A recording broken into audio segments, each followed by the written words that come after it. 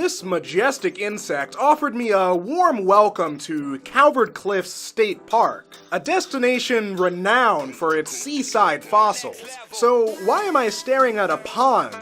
Well, I have to hike to the ocean. I was simply sidetracked at first, staring at these beautiful dragonflies that had perched near the edge of the pond. Of course, they weren't the only distraction I encountered. I was only minutes into my morning hike admiring the surrounding woodland when another distraction caught my eye. I was delighted to see this skink scampering its way across this fallen tree, crankily eyeing the hikers that were interfering with its efforts to sunbathe.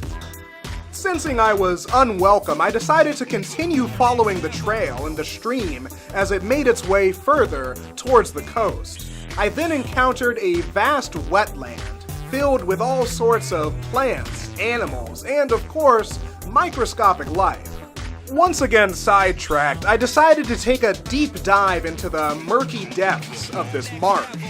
There were countless unique types of microscopic algae inching their way through the muck. This emerald expanse is the perfect environment for all sorts of weird and wonderful creatures. Like this, I actually don't know what this is. I know that's a paramecium, seeming almost statuesque, unless one speeds up the footage in order to see its constantly churning innards. In addition to the many small kinds of life, there were also much larger living landscapes, pulsating planet-sized insect larvae. In fact, if I'm not mistaken, this is a familiar friend. That larva may one day grow to become one of the insect world's fiercest predators. Now, let us once again raise our gaze and follow the water as it makes its way towards the ocean. Only a short walk separated me from my destination. Soon the forest cleared, revealing the vast, ocean-adjacent shoreline. Unfortunately, much of this shoreline was off-limits to beachgoers. The large cliffs that make up, well, Calvert Cliffs, are known for collapsing on unwary fossil hunters. Encouraged by the fossil findings of my fellow interns, I began my search on the stretch of beach that was open to the public. I like to think this is a whale vertebra, though it was probably just a lump of iron. On the advice of a fellow beachcomber, my fossil hunt continued inland towards the marsh.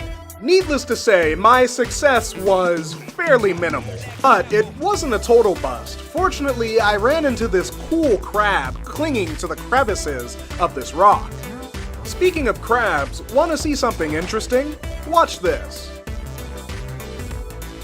Don't worry, I didn't just tear the back off of that poor invertebrate.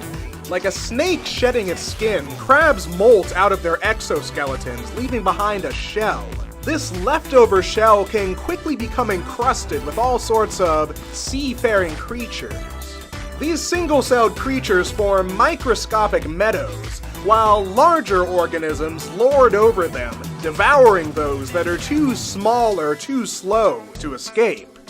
Ocean water is filled with all sorts of interesting microscopic life, but this microbial paradise can become a living hell.